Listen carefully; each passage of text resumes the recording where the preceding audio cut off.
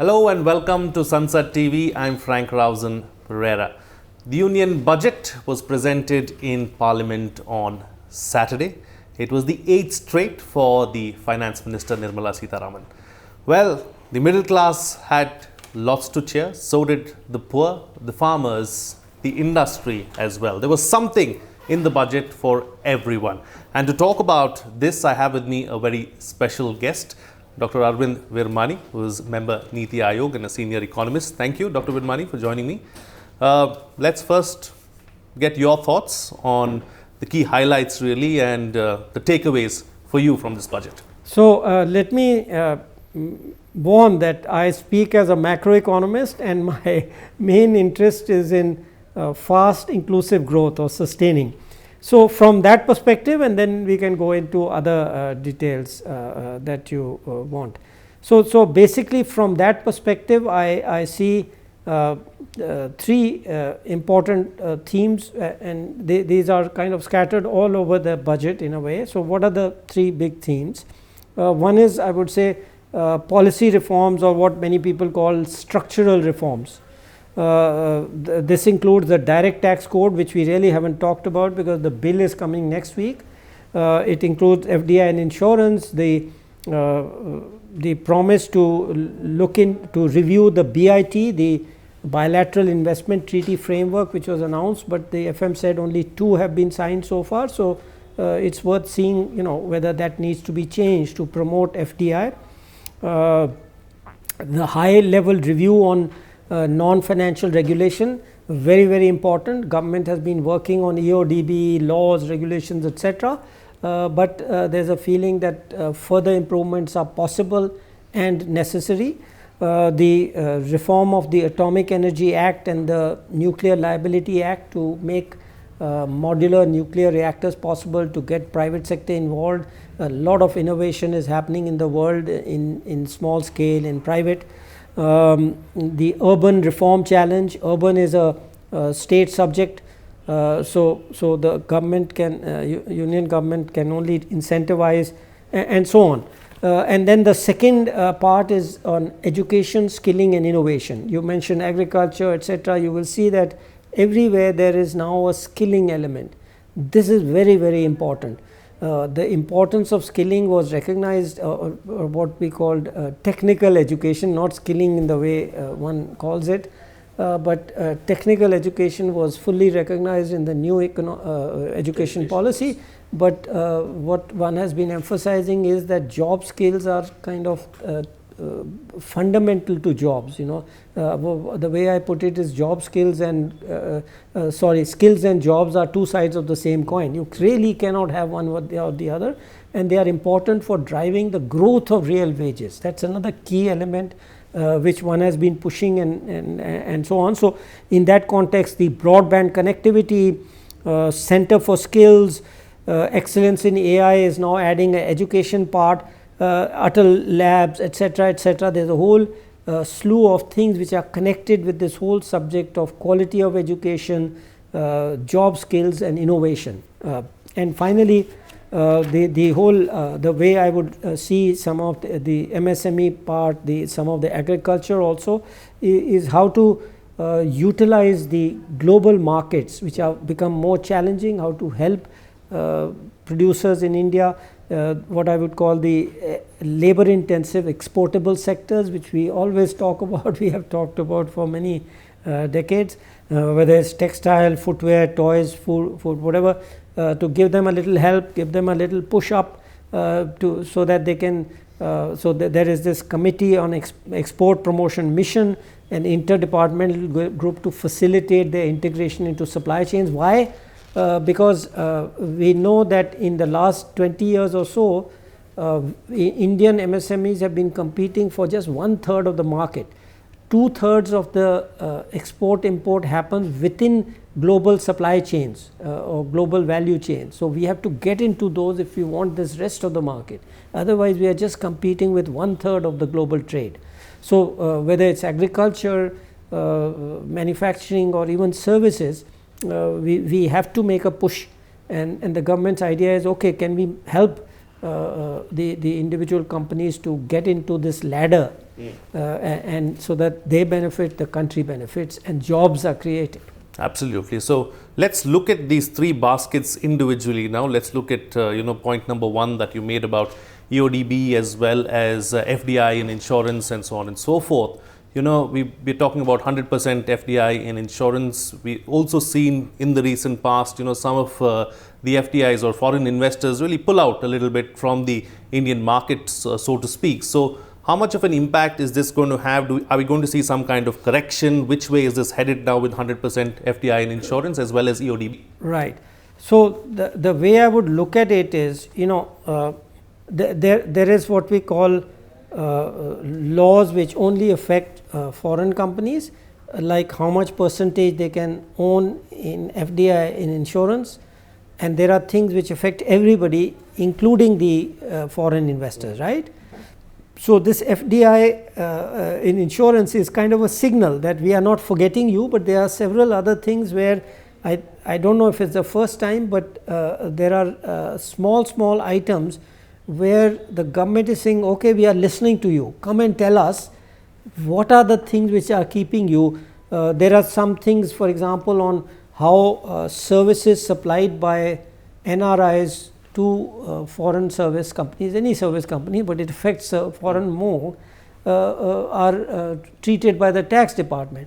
So there are a number of these things, the technical, I'm forgetting the exact name, what's it called, safe harbor, safe harbor provisions. If you are you have a permanent establishment here, you would be treated for tax purposes as local. But the government has listened to them and said, okay, if we are just doing exports from here, you are hurting yourself. Correct. Okay, more than hurting us. So they have government has changed that in this budget. So like that, there are a number of things where the signal is more important. It's not that there would be more investment in insurance, but the signal goes that we are listening to you, we are liberalizing, and for mutual benefit. Okay. Why do we have restriction which do not benefit us and it harms them? And then of course there is the broader general stuff, related to that is the BIT, the bilateral, yes. Though we may have thought that this is necessary, many countries have interpreted this as an anti-FDI move.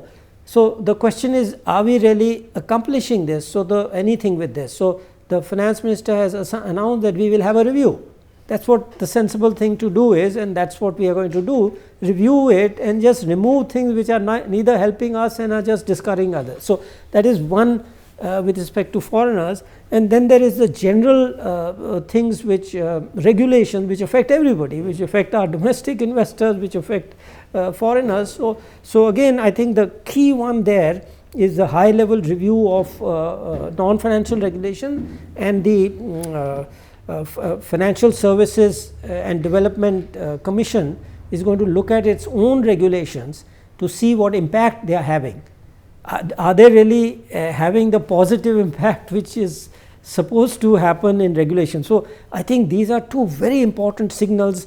I'm assuming they will be fully followed through, and there's no reason not to expect that shouldn't happen. Why that shouldn't happen when the government has expressed an intent. And these are very important. I think this is a new thing which, at least for this government, which one has also been urging, others have too, that you need, one is to take individual inputs and select a few, but the importance of a group or a commission or something like that is all kinds of views come in, and then you can make better decisions. So I think these are very important. There's other things like asset management, right. There are some things on IFSC, etc. But there's a whole bunch of things which are giving now the impression that we are beginning to move forward faster on policy / structural reform. Absolutely. Structural reforms are required, and I think the signaling is everything really as far as this is concerned. Basket 2, or point number 2 that you made about skill development and having the requisite technical skills that also correlate to the jobs. Right. So what's happening on that front, Dr. Virmani? And you also spoke about AI, and we all are looking at AI and DeepSeek and China and everything else that's happening around the world. So this is a very critical sector and segment going forward. Yeah. So, let me start at the bottom, which in my view is very important. I feel I have to worry the most about the bottom. The business people will come and tell what their problems are, and of course we listen to them. But the biggest announcement in my view, my way of looking at it, is the broadband connectivity with secondary schools and primary health centers. I have been arguing this for, I don't know, a decade maybe, is that we must connect every single village to the broadband. Why? It is this, and start with this exactly, which the government has now announced, and I am sure they will accomplish it because it is very, very critical. So, the reason why it is so important is because for years we have had surveys in various states, etc., published papers in international organizations which show the great difficulty of getting even medium quality, teachers, nurses, etc., to the rural areas. Nobody wants to leave the urban areas. Where will the children go to school, etc. So, what I did a review in 2006 in the Planning Commission, which concluded, I concluded that the only way to raise the quality of the 2/3 of the population living in rural areas to anywhere near European or other levels was by using e-learning, e-health, whatever, etc. So, this is actually the key first step. Unless you are connected, there is no way to do that. Once you are connected, you can have the best teachers in, let us say, Bangalore or Chennai teaching a rural, giving 1 hour lecture to a rural person in Bihar or Odisha or anywhere. Bastar, absolutely. Kind of places, yes. So that connectivity, it can transform the education. See, they don't have to teach all the time, but just getting those new things, even the teacher will learn and then communicate. The teacher becomes an intermediary who can access the best resources in the country. Okay, teaching aids, that teacher can access experiments. Suppose he has no material, you can show the experiment online. Okay, you are teaching physics or whatever. Okay, agriculture, agronomy, you can give, you can show the experiments, and then you can do some little experiments yourself with seeds, etc. You can teach biology. So again, health I can give examples, but right now I am focusing on skilling and health. So I think that is going to be the transformative. A game changer. Game changer, yeah. Then there are other things like National Center for Skills. In a way, the center which should be innovating. I just give a general idea, but they have to be experts who actually tell us what to do, how to do it, etc. Similarly, Center for Excellence in AI, we can pursue that further. But the key thing is they had 3 areas in these centers, 3 types of centers. Now they have added education. Again, a game changer. We just do not, we think everything is done in education. No, we have 1.4 billion people, we are lagging. How do we transform them in 10, 15, 20 years? It's we have to innovate. So we need these centers of excellence, okay, at all levels. Yes. So now here all levels, it's not just the lower part or middle, the high level, everything. Atal Tinkering Labs, very good thought, because we know they have been successful, whatever has been built.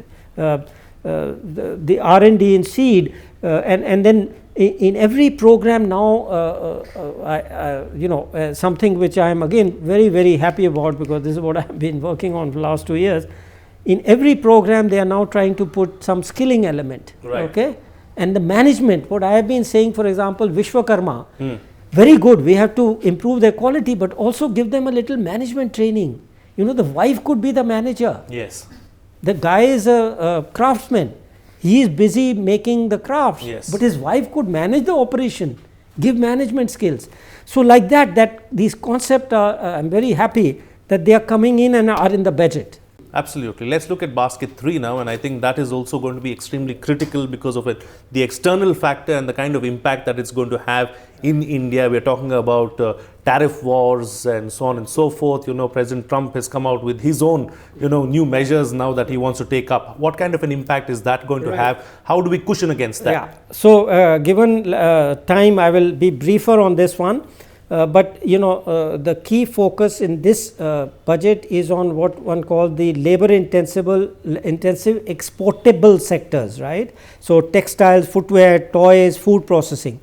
So in each of these, we have to improve the quality chain. As you well know, everybody knows 85% of Indian industry is informal, right? 15% is formal. So there is a whole quality chain, is how I try to describe it to people, which is separate. Okay, so raising this quality chain to higher and making it export quality. Export quality, we generally have traditionally thought that one product, you just up the product. No, you have to have the whole chain. Okay, so food processing, for example, you have to start from the material which goes into the farm, whether it's the quality of the pesticides. If you use too much pesticide, the whole crop is completely useless for export. Things like that at every stage. Similarly, for textiles, there is a whole quality, footwear. It's not difficult, but we have to think conceptually. So what is trying to do now is this export promotion mission. It's recognizing that the supply chains is where global supply chains, which are MNC led supply chains, is where 2/3 of the incremental growth in trade has come. We have to get into those. SMEs are very competitive, but they are very small. They've been competing for 1/3 of the market. Okay, this 2/3 is missing. So government, as far as I know, for the first time is recognizing and saying, okay, we have to help them. They cannot do it on their own. Okay, we have to help them break into these, integrate them into these supply chains. So that is a very important, again, conceptual change, which I see. And along with that, the GCC, right? There is now a shortage of very high skilled people in the metros, right? But there are lots of intelligent, qualified people in smaller towns, middle towns, second tier, etc., where recruitment has already shifted.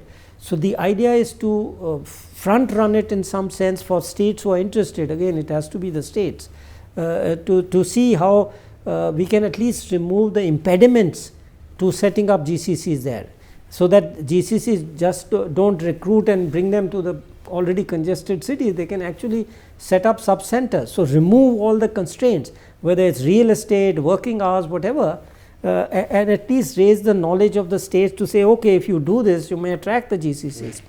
And then similarly for horticulture, export, whereas we are looking at some of the bottlenecks and seeing, for example, if a foreigner sets up a warehouse for horticulture, that is a fairly expensive business. It's not just a building. You have to, it has to be refrigerated. It has to be on time. Again, people don't realize it's not just something comes in, goes out. It all has to be timed. Every temperature has to be perfectly controlled. So treat that as a kind of SEZ or whatever. So point is, where there are constraints, remove the constraints and get exploit this big market. Just to give you one example, in agriculture, though we the demand for kind of ordinary cereals is declining and will continue to decline. Specialized cereals, for example, red rice, could be a big demand in foreign countries. Black rice is another esoteric thing. Organic rice and things like that. So we have to move from kind of the conventional cereal crops and sugar to these new things, and we've been trying to think how to do this, and budget takes us forward with certain. And these are things that traditionally we've been doing well and been consuming in pockets, red rice and so on and so forth. I think it won't take us too long to really scale it up. Just needs a little bit of incentive, orientation, connecting with market. For example, the Chinese have used these platforms, marketing platform, very effectively. We can do it also. It's not rocket science, as they say. So creating the platforms where the specialized, the one district, one ONDC. No, ONDC is the platform, yes. But I'm thinking of the program, the one product, one district, one product. Yes. So these could all connect. But individuals cannot do it. The government has to help, the PPP, the NGOs. So that is the idea, to give these ideas to try and help various categories of people, whether there is ESR, the funds from companies, foundations, NGOs, etc., to take these up. Absolutely, and because of paucity of time, we can go on talking about this thing, all day, Dr. Virmani, such wonderful insights. But let me just finally, end with one area of concern that, we've been talking about of late, that is urban consumption, of course, not going up and being a problem area. So do you see that being addressed, and do you see that, things changing on that front? Yeah, that's been an important question from everybody today. So let me explain briefly. Because of the pandemic, the share of consumption, private consumption in GDP had gone down. It is just began to recover from the data we have the last year and a half, okay, but it is still not up to the level. So clearly, without getting into too much detail, given that we don't have time, this income tax, which has many elements, including the tax reform, income tax reform, I think, did I mention it? Yeah, anyway, will definitely help, in getting back to that normal. And basically the incentive will be in the middle class, really. As you know, the new HCS data, the survey, shows that what is called absolute poverty has been virtually eliminated. It's less than 2%, and if you take account of in-kind transfers, actually, in my view, it's close to zero. So really, in a manner of speaking, everybody is middle class now, but they are vulnerable. The bottom 22% are vulnerable, because a higher measure of poverty says that what used to be called $2 poverty, but now will be 3 something or the other, it doesn't matter. They are still 22% vulnerable, and the middle class. So definitely in that category of people, these tax changes will definitely provide an incentive to restore consumption, which had been eroded by inflation in this pandemic and post-pandemic period. Absolutely. Thank you so much, Dr. Virmani, for your wonderful insights into the budget and also inclusive growth as a whole. Pleasure having you on the program. Well, that's it on this telecast. This is Frank Rausan Pereira signing off.